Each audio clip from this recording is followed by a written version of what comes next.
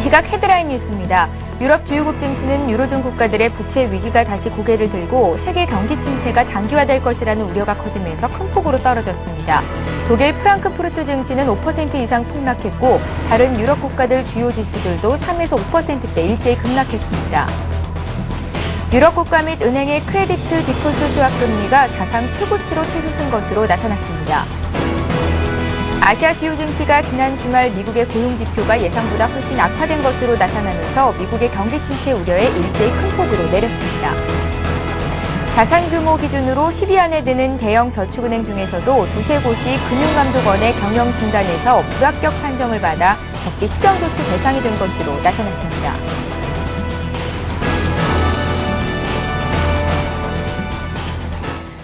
시청자 여러분 안녕하십니까? 굿모닝 대박 예감 3부 시작합니다. 밤사이 마감됐던 해외 증시와 어제 우리장 분석하고 오늘장 꼼꼼한 실전 투자 전략자 드리는 시간인데요. 오늘의 대박 전략은 하창봉 팀장, 정태근 전문가와 함께합니다. 안녕하세요. 안녕하십니까? 예. 자, 어제 국내 증시가 아시아 주요국 증시 가운데서도 유독 취약한 모습이었습니다. 코스피가 4%나 크게 밀렸는데요. 미국의 고용지표라는 큰 악재가 시장을 뒤흔든 하루였습니다. 어제장 정리해보고요. 수급 주체별 매매 동향까지 함께 봐주십시오. 네, 어제장 같은 경우는 다시 오랜만에 다시 80포인트 이상 빠지면서 온통 주변에도 약간 악재만 혼조했던 그런 하루였던 것 같습니다. 예. 일단 미국이 이제 어떻게 보면 사상 처음일 수도 있고 아닐 수도 있는 고용 쇼크, 어떻게 보면 고용 신규 교육 고용 증감이 0이 나왔는데 이런 것 자체가 다시 한번 또 경기 부진 우려가 나왔고 어제 또 장중에 나왔던 독일의 어떤 메르켈 총리의 어떤 지방선거에서의 참패 그리고 중국의 PMI 지수가 사상 처음으로 또 50대 초반으로 떨어지는 전반적으로 대외적으로도 너무 안 좋은 상황에서 어저께 어떤 다시 한번 1800포인트를 이탈하는 그 흐름을 보였습니다. 어저께 한 1785로 빠졌는데 좋게 보면은 좋은 거고 안 좋게 보면 안 좋은 건데 사실 빠질 땐 저렇게 많이 시원하게 빠지는 것도 좋긴 좋습니다만은 밤새 유럽이 또 빠졌기 때문에 오늘 아침도 약간 두려운 장이다 말씀을 드리겠고 실제적으로 개인이 매수를 받쳐줬습니다만은 팔고자 하는 외국인과 기관의 매도세가 워낙 강했기 때문에 하락세 좀 깊었다 말씀을 드리겠습니다. 외국인이 한 3,300억 사실 기관이 한 4,300을 팔았는데 외국인 판이 많이 판 것도 있습니다만은 다시 한번 또 기관이 투신이라든지 보험 상품계에 있어서 매도세가 상당히 공격적이었다 말씀을 드리겠고 가장 이제 특징적인 것이 화학주였죠. 화학주 정유주 같은 경우 한 10% 이상 빠졌었는데 기관은 아무래도 화학이라든지 전기, 전자 그리고 자동차 또 하나 금융주에 대해서 집중 매도세가 나왔다 말씀드리겠고 외국인도 자동차를 등달아 팔긴 팔았습니다만 오히려 또 기관이 좀 사줬었던 유통이나 건설주에도 약간 매도세가 몰렸다 말씀드리겠습니다. 그래서 외국인이 이제 어저께 살고 판 걸 조금 살펴봤더니 예. 외국인은 어느 정도 그래도 그렇지만은 약간 IT에 대해서는 너무 부정적으로는 보지 않지 않느냐 그렇게 말씀드리겠습니다. 삼성전자 본주는 팔았습니다만은 우선주에 대해서는 약간은 매수세를 보여줬던 것 같습니다. 87억 정도 매수가 보여줬고요. LG전자, LG 같은 종목에 대해서도 약간 매수세가 들어왔습니다. STX 조선해양에 대해서 한 57억 정도 매수세가 들어온 거는 약간 특징적이다 말씀드리겠고 기관은 상대적으로 여전히 약간은 개별주 조금 NHN 요새 인터넷주의 흐름이 상당히 좋았는데 NHN에 대한 매수가 보였고 어제 자동차 업종에서 전반적으로 많이 빠졌습니다만 딱 두 종목이 올랐습니다. 현대위아하고 글로비스였는데 이 종목에 대해서는 약간 매수가 들어왔다 말씀을 드리겠습니다. 방어주 순교로도 통신주도 어제 전 업종 중에서 이제 플러스로 마감을 했는데 그거는 기관의 매수, SK텔레콤의 매수세가 있었다 말씀을 드리겠습니다. 근데 판 업종을 보니까 역시나 이제 외국인 아까 제가 말씀드린 삼성전자 본주는 팔았다 말씀드렸는데 삼성전자에 대해서는 290억 정도 매도세를 보였고 자동차 다 팔았죠. 모비스, 기아차, 현대차, 공이 200억 이상의 매도세를 보였습니다. 반면에 기관이 아까 매수를 해줬던 NHN에 대해서 한 240억 정도 팔아주면서 실제 어제 NHN의 주가 흐름 자체는 약간 약 포함해서 마감했다 말씀드리겠습니다. 기관이 어저께 하락을 주도했다고 제가 말씀드렸는데 역시나 가장 많이 판 업종이 LG화학, SK이노베이션인 걸 보면 둘이 합쳐서 벌써 1,000억이니까 쉽게 말해서 기관들이 어떻게 보면 내려갈 때는 먼저 앞제비를 한다 그런 말씀을 드리겠고요. 하나케미칼도 상당한 하락폭을 보였는데 전반적으로 기관의 매도세가 좀 촉발됐고 금융주 같은 경우는 최근에 사실 좀 흐름이 좋았었는데 KB금융 쪽에서 한 300억 정도 매도세가 나오면서 금융주는 아무래도 내풍에도 흔들리고 외풍에는 더 심하게 흔들리는 섹터였다 말씀을 드리겠습니다. 예.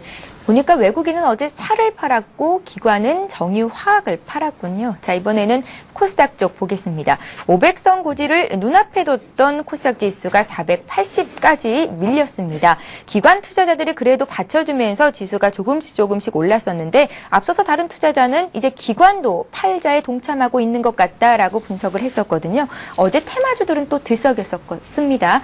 어제 장에서 코스닥 시장은 어떻게 움직였는지 함께 봐주십시오. 예, 코스닥은 뭐 그나마 선방한다고 하긴 했습니다만 어제 60일선을 다시 이탈하면서 한 2.8% 정도 빠졌습니다. 그래서 말씀하신 대로 어떤 뭐 매도의 좀 하락의 주체는 외국인 쪽에서 470억 정도 매도가 나왔고 개인이 한 450억 그리고 기관이 말씀하신 대로 한 94억 정도 최근에 보통 매수해줄 때도 200억, 300억, 500억 들어왔었는데 예. 매수가 약간 약해지는 모습이었던 것 같습니다. 전반적으로 전체적인 분위기가 좀 밀리다 보니까 같이 뭐 내려갔다 말씀드리겠고 여전히 강세를 보이는 업종은 기관의 매수세가 들어오고 있는 뭐 인터넷 관련주라든지 와이브로로 대변되는 LTE 관련주들 그리고 뭐 이런 주들은 강세를 보였다 말씀을 드리겠습니다. 오랜만에 모나리자, 모나미와 같은 무상 공교육 관련주들이 다시 상승돼 보였고 대선 캠프 쪽에서는 뭐 현대통신이라든지 코엔텍으로 대변되는 정몽준 테마는 여전히 강세 기조를 이어갔고 그동안 조금 그 약세에 지지부진했던 손학규라든지 그 박근혜 테마는 내려갔다 말씀을 드리겠습니다. 10월 26일 보궐선거를 앞두고 지금 안철수 신드롬이라 말씀드릴 수 있는 안철수 연구소는 이틀 연속 기세 상한가를 형성하면서 상당히 강한 흐름을 보였고요. 또 하나 최근에 이제 SM이 조금 뭐 주춤거리고 있습니다만 그 기타 미디어 콘텐츠 쪽에서 KT뮤직의 상한가를 형성하는 약간은 코스닥도 이제는 약간은 개별화 장세가 조금 보였다 말씀을 드리겠습니다. 약세를 보면 요새 좀 사실 뭐 내려갈 때 많이 빠지는데 반도체 전공정이라든지 AMOL이라든지 스마트폰 관련주든지 이 반도체 장비업체들의 하락세가 좀 컸고 최근에 이제 한 7월달, 8월달까지 반짝 잘 가던 줄기세포 관련주들이 무더기로 하락하는 그런 모습을 보였던 것 같습니다. 예, 코스닥까지 정리를 했습니다. 자, 이번에는 간밤 마감했던 해외 증시 살피면서 국내 증시에 미칠 영향력 분석을 하겠습니다. 미국 뉴욕 증시가 노동절 연휴를 맞아서 휴장을 한 가운데 유럽 증시가 3에서 5%대로 급락을 했습니다. 유로존의 국가 부채 위기가 좀처럼 해결될 기미를 보이지 않고 있다라는 평가고요. 금융주 관련해서 악재가 또 들어왔었죠. 어제 정태근 전문가께서 이제 앞으로 있을 오바마 연설 내용에 관해서 좀 정리를 해주시겠다 하셨는데 함께 좀 말씀 부탁드릴게요. 일단 유럽 증시만 먼저 살펴보도록 하겠습니다. 예. 유럽 증시가 지금 그 미국 증시가 휴장을 했지만 그래도 유럽에서 또 한 번 악재가 돌발적으로 유럽에서 계속해서 문제가 되고 있는 악재가 또 한 번 시장을 크게 흔드는 그 요인으로 작용을 했습니다. 독일 같은 경우는 5% 이상 290포인트 정도 빠졌다는 부분이 상당히 큰 폭으로 하락했다는 부분이 유럽 시장 전체적으로 좀 악재로 봐야 될 것 같습니다. 그래서 유럽 증시 같은 경우는 하락 출발을 했습니다. 전일 악재가 되었던 고용지표 부진이 이틀 연속 계속해서 악재로 작용을 하면서 장 개장하자마자 2% 넘는 낙폭을 좀 보이게 됐습니다. 고용지표 부진이 뭐 고용이 나쁘다는 그런 부분 한 부분은 한정이 되는 것이 아니고요. 고용지표 부진은 글로벌 경기 둔화 우려감을 증폭시킬 수가 있기 때문에 시장 전체의 투심을 위축시키는 그런 요인으로 작용을 했습니다. 그래서 하락 출발하고 난 뒤에 계속해서 낙폭이 확대가 됐고요. 경기 둔화 우려와 맞물리면서 금융주가 시장을 계속해서 끌어내리는 요인으로 작용을 했습니다. 금융주 같은 경우에 미국 연방주택금융구간의 모기지 소송 여파가 이틀째 이어지면서 이런 부분이 계속해서 악재가 되고 있습니다. 그러면서 도이치뱅크라든지 이런 유럽의 대형은행들이 큰 폭으로 하락을 했습니다. 그러면서 유럽 증시 전체적으로 끌어내리는 요인으로 작용을 했었고요. 낙폭은 장중 그리고 장 후반으로 갈수록 계속해서 확대가 되는 모습을 확인할 수 있었습니다. 독일 메르켈 총리가 이끄는 우파 연합이 지방선거에서 참패했다는 소식이 전해지면서 유럽의 채무 과다국에 대한 금융 지원이 금융 지원에서 독일의 지원이 제대로 이뤄지지 않을 수 있다는 점이 악재로 작용을 했습니다. 독일 헌법재판소는 7일 독일 정부의 그리스 구제금융 지원에 대해서 위헌 여부를 판단하기로 이제 예정이 되어 있습니다. 아무래도 지금 현재 독일 내부에서는 그 그리스 그리고 그리스라든지 이탈리아에 대한 채무 과다국에 대한 지원에 대해서 상당히 부정적으로 현재 그 반응을 하고 있습니다. 그런데 유럽 채무 과다국의 지원을 지지하고 있는 우파가 참패했다는 것은 그만큼 이후에 지원에 대해서 끊길 가능성, 지원을 조금 이제는 지원에 대해서 우호적이지 못한 그런 정당이 들어서면서 아무래도 유럽 채무 과다국에 대한 협상이 지지부진해지고 그리고 이후에 조금은 안 좋은 그런 위기가 생길 가능성이 크기 때문에 좀 악재라고 보시는 게 맞을 것 같습니다. 그래서 유럽 증시 같은 경우에 미국에서 돌출된 경기 침체 장기화 우려 그리고 유럽에서 돌출된 유로존 재정 위기가 다시 한번 부각이 되면서 급락 마감을 했습니다. 그래서 서두에 말씀을 드렸듯이 독일 같은 경우는 5% 넘게 하락을 했고요. 프랑스 같은 경우는 4.7% 그리고 영국 증시도 3.5% 정도 하락을 하면서 마감을 했습니다.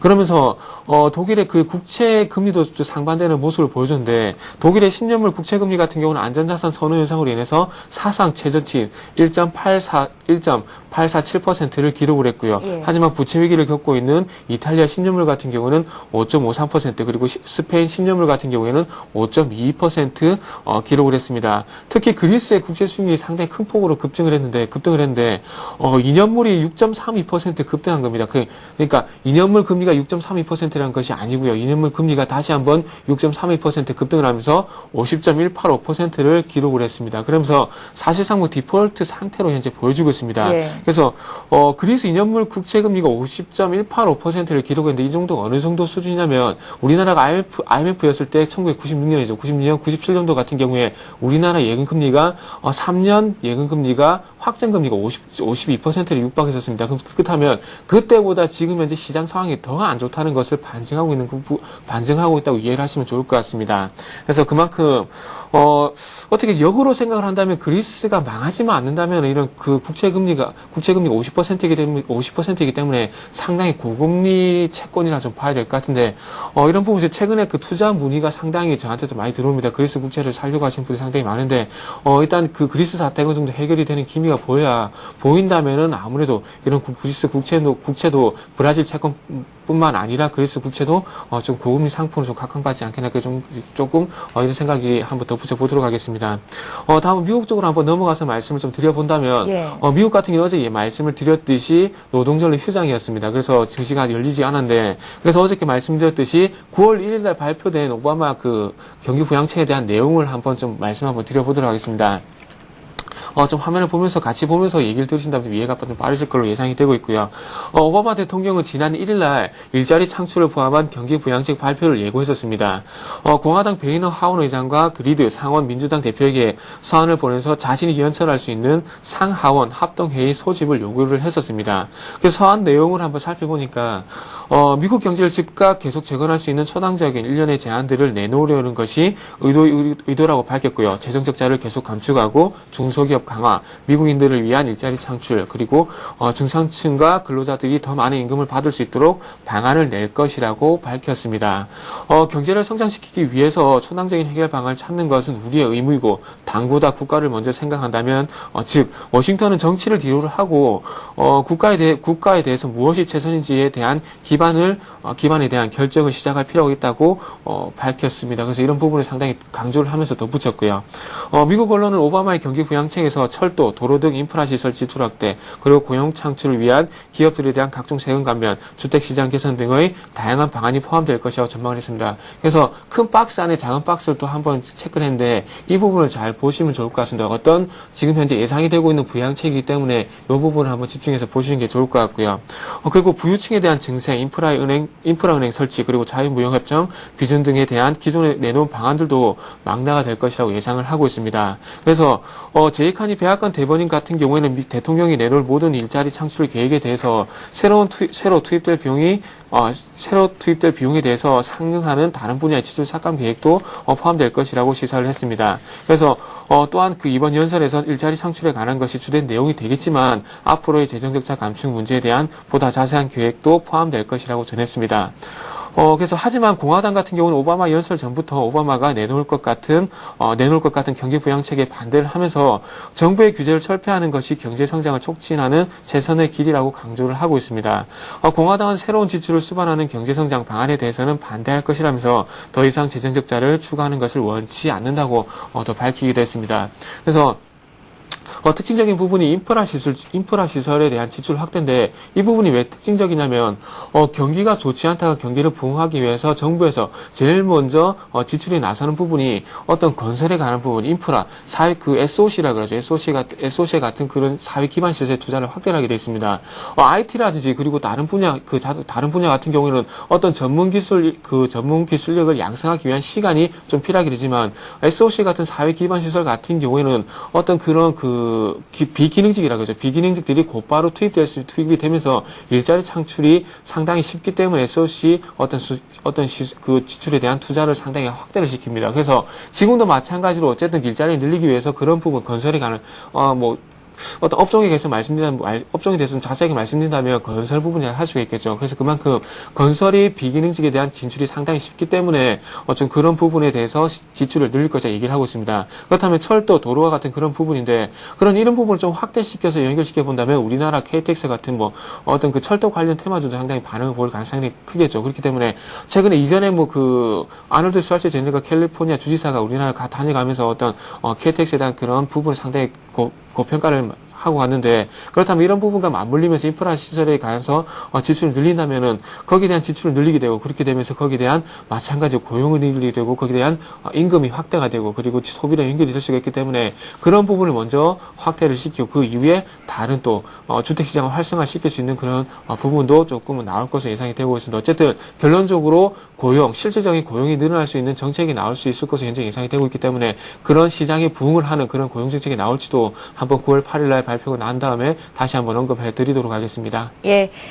자, 여기서 잠깐 여의도 리포트 내용 살펴보고 갈 텐데요. 지금 시각이 8시 15분을 막 넘어서고 있습니다. 각 증권사들은 오늘 어떤 투자 의견 제시할지 정리해 드립니다.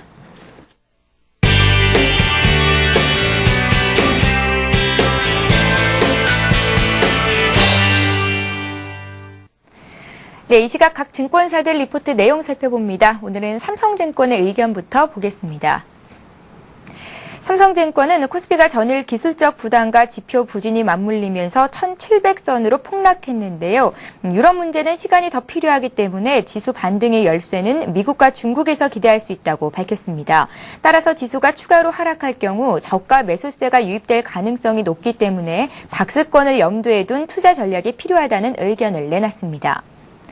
동양종금증권은 글로벌 악재 요소로 경기 침체와 유럽 재정위기 외에도 선진국 금융권에 대한 치밀한 점검이 필요하다고 밝혔습니다. 이에 시장에 대한 보수적인 시각을 유지할 것을 조언했는데요. 또한 정책 발표의 파급 효과 확인 후 대응하는 전략이 필요하다는 의견을 내놨습니다. 신한금융투자는 9월 선물 만기가 중립 이하의 만기 효과로 상정될 것이라고 예상했습니다. 이에 외국인, 기관 매도 잔고의 청산은 제한적일 것이며 국가 매수 유입 시 만기일 매도의 요인으로 작용할 것이라고 내다봤는데요. 다만 외국인의 비차익 거래가 4일 연속 매수 우위를 지속하고 있는 점은 긍정적인 요소라고 밝혔습니다.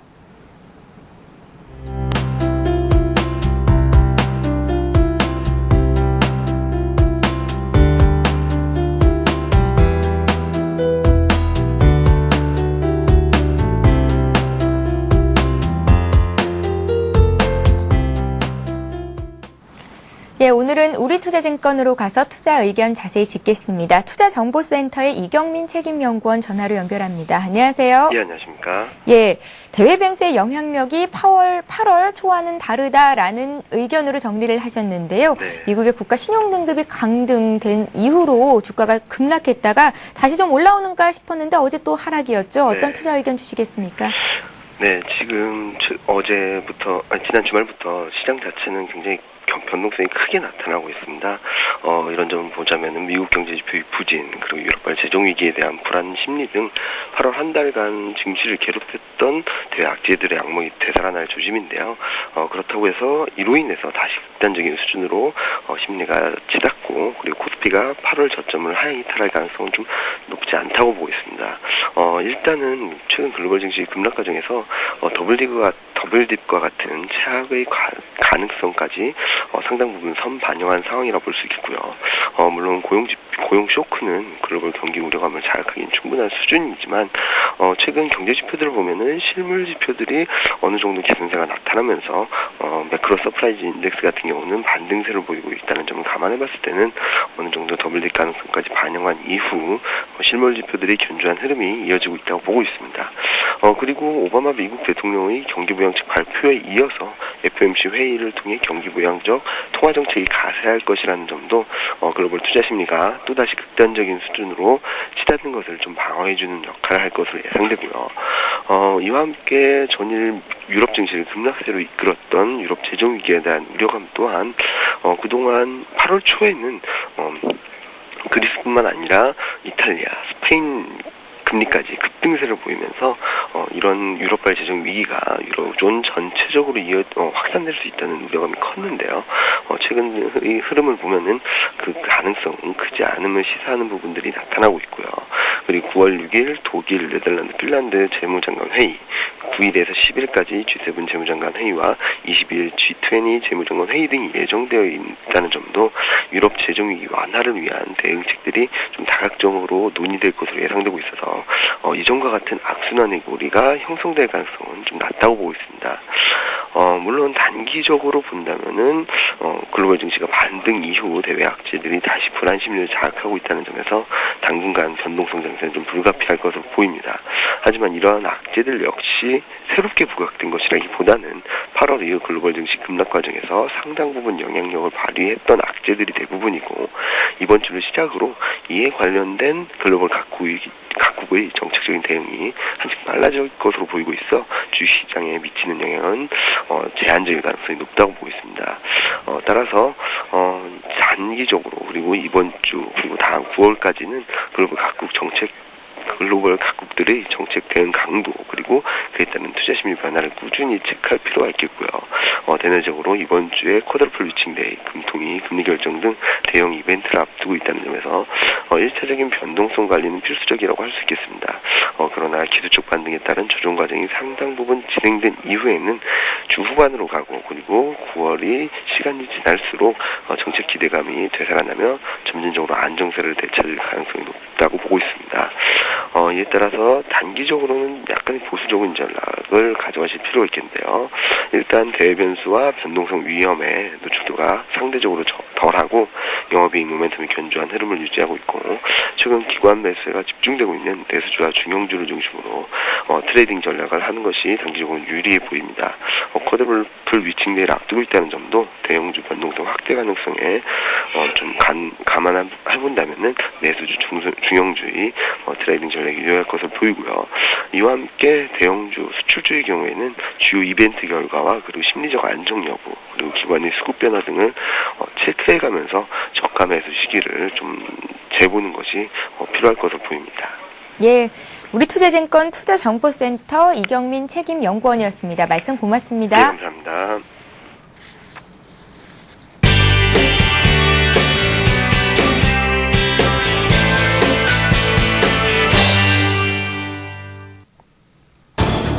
잠시 후 8시 50분 투자 손자병법이 개장 10분 전에 여러분 곁을 찾아갑니다. 지난밤 유럽 증시가 급락했습니다. 4% 이상 주저앉으면서 2주의 최저치를 기록하는 모습을 보여줬는데요. 미국의 고용지표 부진 그리고 유럽 시장 채무 위기가 다시 한번 증시를 짓누르고 있는 상황입니다. 미국 금융당국이 은행주들에 대해서 상당히 좋지 않은 소식을 쏟아내는 모습도 함께 나왔는데요. 소송을 걸 것이다, 이런 이야기가 나왔고 금융주들이 줄줄이 부진한 흐름을 보여줬습니다. 증시의 하방 압력을 더 가하는 모습을 보여줬습니다. 미국 시장은 노동조를 맞아서 휴장을 하는 모습이 나왔는데요. 하지만 증시에서는 불안감 계속해서 남아있습니다. 8일 오바마 대통령이 과연 고용 정책에 대해서 어떤 이야기를 할지, 경기 부양안에 대해서도 또 어떤 코멘트를 달지에 대해서 시장은 또 주목을 하고 있습니다. 어제 우리 시장에서는 1800선이 무너지는 모습 나왔습니다. 오전에는 외국인이, 오후에는 기관 쪽에서 매물을 쏟아내면서 지수의 하방 압력을 더 가하는 모습, 미국 시장, 유럽 시장과 비슷한 흐름을 전일장 동일하게 보여주기도 했습니다. 유럽 시장 오늘 하락을 많이 했기 때문에 이런 부분도 좀 신경을 써야 되지 않을까라는 생각이 듭니다. 어제 자동차, 화학, 정유 쪽에서 낙폭이 상당히 깊게 나왔는데 과연 오늘 장에서는 어떤 모습이 나올까요? 그 부분 저희가 긁어드리도록 하겠습니다. 저는 잠시 후 8시 50분에 찾아뵙겠습니다. 예, 계속해서 오늘의 대박 전략 이어갑니다. 지금 시각이 8시 23분을 막 넘어가고 있고요. 개장을 한 37분 정도 앞두고 있는데요. 구체적인 투자 전략자 드리겠습니다. 자, 창문 팀장님. 화요일, 목요일 나오셔서 투자 의견을 내주실 텐데요. 오늘 장 어떻게 대응해보면 좋겠습니까? 오늘은 멘탈적인 부분을 먼저 말씀드리겠습니다. 예. 일단 떨어지는 칼날입니다. 칼날이 조금 무디오고 나서 무딜 때까지 좀 기다리시란 말씀을 드리겠습니다. 사실 장이 많이 계속 8월 이후에 지금 9월 초순에도 또 한번 8월에 어떤 8월 초순에 어떤 쇼크를 다시 재현되지 않을까 그런 분위기가 나오곤 있습니다만 제가 감히 판단할 때는 그 정도는 아니다는 말씀을 먼저 드리겠고요. 실제로 물론 지수 전체적인 분위기, 유럽 시장이 어저께 다시 저점을 테스트하려는 분위기, 전반적인 대외 여건을 봤을 때는 상당히 안 좋습니다만은 어떻게 보면 이제 2주 두 번의 어떤 작은 잔파 등으로 바닥을 다져왔기 때문에 약간은 하락 공포가 잠깐 진정될 수 있다. 그런 관점에서 좀 보는 게 좋은데, 제가 왜 칼날이 떨어져서 무디고 나서 이제 매수하라 그러냐면, 다시 한번, 반등의 속도가 다시 8월 중순보다는 또 조금 더 덜 할 수가 있습니다. 그래서 지금은 약간 보수적이라는 말씀 드리겠고, 이것 말 자체는 신규 자금 들어와서 예를 들어서 물타기 하는 것보다는 기다리시라는 말씀 드리겠습니다. 1억 원의 자금이 지금 예를 들어서 많이 빠져가지고 7천만 원이 됐다고 치면 여기서 보통 3천만 원을 더 대출을 받아서 넣어가지고 매매하는 전략은 상당히 안 좋은 전략이고요. 빠졌을 때는 그만큼 원래 제일 원칙이 감자입니다. 자본금을 줄이는 거기 때문에 약간 그런 부분을 말씀드리겠습니다. 선례적인 예로 8월 중순까지 개인 예수금이 22조까지 올라갔다가 다시 19조 초반대로 떨어졌습니다. 3조 원 정도가 다시 주식에 유입됐다고 볼 수도 있겠죠. 물론 일부는 빠져나간 것도 있겠습니다만 이것 자체가 우리 개인 투자가분들이 물론 랩 상품도 많겠습니다만 8월 중순 이후에 다시 한번 주식을 많이 쓸어 담았다가 어제 같은 경우도 7천원 이틀 연속 1조 이상을 쓸어 담았습니다. 다시 물리는 그런 패턴이 나오기 때문에 아직은 여전히 너무 부정적이진 않습니다만은 조금은 보수적인 장이다 말씀을 드리겠습니다. 예. 최근에 외국인 매매는 상당히 제가 말씀드리는데 간단히 보시는 게 좋습니다. 외국인 큰 흐름 보면 외국인은 철저하게 큰 21선 이평선 수급 매매를 많이 합니다. 지난 8월 말 1조 원 이상을 매수할 때도 처음으로 21선을 돌파할 때 매수를 해줬고요. 어저께 같은 경우에 다시 한 3천 이상 매도가 나왔을 때도 시초가가 1830에서 21선 이탈했기 때문에 매도세가 나왔습니다. 그래서 이런 상황에서 외국인 매수를 기대하기는 좀 어렵다. 지금 이번 주는 외국인 매수는 웬만하면 기대하지 마시라는 말씀 드리겠고, 과연 그러면 지금은 누가 또 구원투수를 해줘야 되느냐. 8월달 초중에 나왔던 기관 연기금입니다. 투신이나 증권이나 보험 이쪽은 믿을 게 못 되고 아마 증권 쪽에서는 계속 코덱스 레버리지는 사고 있을 겁니다. 그렇기 때문에 이쪽은 별 믿을 곳이 못 되고 약간 우리가 수급을 기대한다면 다시 한번 연기금에 대해서 매수를 기대해 줘야 된다는 말씀 드리는데, 워낙 사실 8월달은 급하게 빠졌고 지금은 약 내려오기 때문에 매수는 들어오는데 그렇게 많이 들어올 것 같지는 않습니다. 그래서 수급적인 측면에서는 역시나 오늘도 어떤 투신의 차익 매도 물량을 조금 얻어맞을 수밖에 없다 이렇게 보는 관점입니다. 그래서 지금 이제 장을 제가 차트를 잠깐 보겠는데요. 예. 지금 지수가 제가 좀 선을 끊었습니다만 사실 지난 두 번에 1907포인트에서 좀 밀림이 있었고 약간의 지금 전체적인 흐름 자체는 우하향하고 있습니다만은 약간은 저는 1685, 1715 그리고 오늘은 1750까지 정도가 되면 좀 지지할 거라 생각을 합니다. 그래서 지수만 봤을 때는 왜냐하면 여기가 8월 중순에 상당히 뭉쳤다가 올라간 자리이기 때문에 쉽게 내줄 자리는 아니다 말씀드리고, 또 하나가 내려오는데 거래량이 실리지가 않죠. 제가 지난번에 아마 1900포인트 돌파할 때도 이때도 거래량이 안 실렸거든요. 그러니까 시장은 왔다 갔다 한 단기적으로 50포인트, 100포인트가 왔습니다. 거래량이 안 실린다는 건 올라갈 때는 쇼커브링, 내려올 때는 받치는 세력이 없어서 쉽게 내렸다. 그렇게 보시는 게 좋습니다. 그래서 내려갈 때 어제 같은 경우 만약에 거래량까지 많이 실렸다면 거래수 기준으로 5억 주선이 거래가 됐다면 장은 상당히 1700을 테스트할 수 있는 장입니다만은 거래량이 안 실렸다는 것은 쉽게 내렸기 때문에 1750 정도에서는 지지력이 나온다. 물론 그 밑에 잠깐 내려온다 그래도 공격적이진 않지만은 연기금의 매수를 좀 기대해 볼 수 있기 때문에 바닥권, 제 3차 바닥권이 될 것 같습니다. 1750 정도에서 수렴 과정을 지켜보자는 말씀 드리겠습니다. 예. 전반적으로 지금 장이 안 좋으니까 포트폴리오 비중을 가져가면 저는 현금 한 60%, 주식 40% 가져가라는 말씀 드리겠는데, 본의 아니게 아마 반대가 되어 있는 경우가 많고 90% 이상이 주식에 물려 있겠죠. 그렇다 그러면 주식에 물려 있는 관점에서는 포트폴리오 재편을 확실하게 해주십시오. 아직도 안 늦었습니다. 지금도 안 늦었기 때문에 경기 민감주에서 내수주적으로 6대4 정도로 비중을 조절하시고, 왜 이런 말씀을 드리냐면 주식을 아예 안 하실 거고 평생 주식을 안 하실 거면 다 팔고 나오시거나 아예 주식을 쳐다보지 마시란 말씀 드리겠고요. 앞으로 계속 주식을 하실 거라고 하면 적절하게 시장 국면별에 맞게 괜히 내려가는 전혀 가망 없는 종목 붙들고 있는 것보다는 액티브하게 움직여주는 것도 하나의 좋은 하락장인 투자 전략이다 말씀을 드리겠습니다. 예, 하락장에서건 강세장에서건 주식시장에서 살아남으려면 어떻게 조금이라도 주식을 들고 있으면서 대응하는 전략을 짜보는 게 중요하겠죠. 말씀 잘 들었습니다. 자, 이번에는 정태근 전문가 투자 의견 듣겠습니다. 어제는 예측을 좀 빗나갔습니다. 자, 후반 들어서 주가가 더 많이 빠졌었어요? 생각보다 시장이 좀 많이 밀렸습니다. 조금 예상을 했을 때 그래도 하락 출발은 하겠지만은 그래도 소폭 하락하는 거 소폭 정도 하락을 예상했었는데 그런 거 조금 많이 빗나간 것 같습니다. 그만큼 시장 심리가 많이 무너지고 있다는 부분을 제가 좀 간과한 것 같습니다. 그래서 오늘 시장에서 어제 같은 게 조금 예상이 빗나갔지만 오늘 시장은 다시 한번 좀 예상을 해본다면 어제 급락 여파로 해서 2차 하락이 좀 나오지 않겠나 좀 생각을 하고 있습니다. 어제 전일 급락 충격이 오늘까지 이어질 가능성이 좀 있다고 생각이 들고 있고요. 그리고 전일 유럽 증시가 상당폭 큰 폭으로 하락을 했기 때문에 거기에 대한 외국인들 심리 그리고 시장 심리가 많이 안 좋아질 것이 예상이 되고 있습니다. 있습니다. 그래서 오늘 쪽에서도 좀 2차 하락이 좀 예상이 되고 있습니다. 어떻게 보면 지수 포인트를 좀 잡는 게 의미가 있을지 모르겠지만 1735포인트를 한번 설정해 보도록 하겠습니다. 그 부분 같으면 좀 전에 항봉 팀장님께서 말씀해 주셨듯이 그런 라인을 좀 라인에 좀 근접한 지수대인데 요 지수 라인을 좀 작용을 하면서 완만한 완만한 N자형 파동을 이어가는지를 계속해서 체크를 해봐야 될 것 같습니다. 그리고 한 가지 어제 시장 같은 게 좀 특징적이었던 부분을 좀 말씀을 드린다면 선물 동향을 좀 말씀 한번 드려보고 싶은데 예. 어제 같은 시장이 좀 하락을 하면서 거래량은 크지가 않았지만은 미결제가 증가를 했다는 부분은 조금 추가 하락 쪽으로 베팅하는 것이 아닌가 좀 생각을 하고 있고요. 이 부분을 좀 화면을 보면서 좀 말씀 한번 드려보도록 하겠습니다.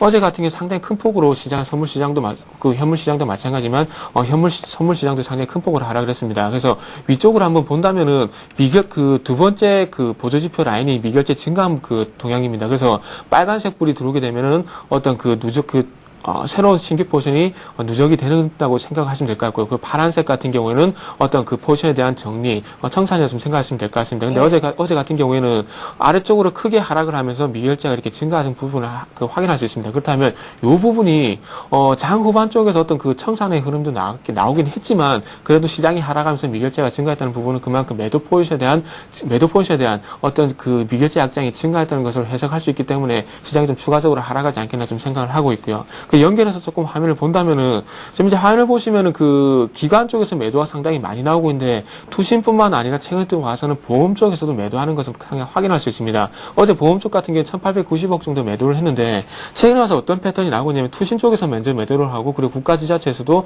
저가 매수가 들어오다가, 현재 매도로 돌아서고, 그리고 이제는 보험 쪽에서 매도로 돌아서고 있다는 겁니다. 그렇다면, 조금 전에 하창봉 팀장님께서 말씀하셨듯이, 기금 쪽에서, 기금 쪽에서 저가 매수가 유입되지 않는다면 그만큼 시장에 방어 역할을 할 수 있는 주체는 그만큼 없다는 겁니다. 보험 같은 게, 주체별로 봤을 때 보험 같은 경우에는, 고금리 상품을 통한 이자 자산에 투자하는 것이 상당히 특징적인 부분이라 할 수가 있습니다. 하지만, 최근에 와서 어떤 저금리 기조가 계속해서 유지가 되면서 투자 자산에 대한 투자를 계속해서 늘려가고 있다는 겁니다. 근데, 보험 주체도 마찬가지로 단기 트레이딩을 현재 하고 있다는 겁니다. 그래서 8월 23일 같은 경우에 1,000억 가까이 매수가 들어왔던 부분을 확인할 수가 있는데, 그런 부분이 8월 29일까지 매수를 하고 난 다음에 이제는 매도로 돌아섰다는 부분이죠. 8월 23일 같은 경우에 지수가 1800포인트 이하까지 밀렸던 구간이었습니다. 그렇다면 이 부분에서 저가 매수가 들어온 것이 아니라 요 부분에서 일단은 매수가 저가 매수가 맞네요. 저가 매수가 들어오고 난 뒤에 장기성 자금이 아닌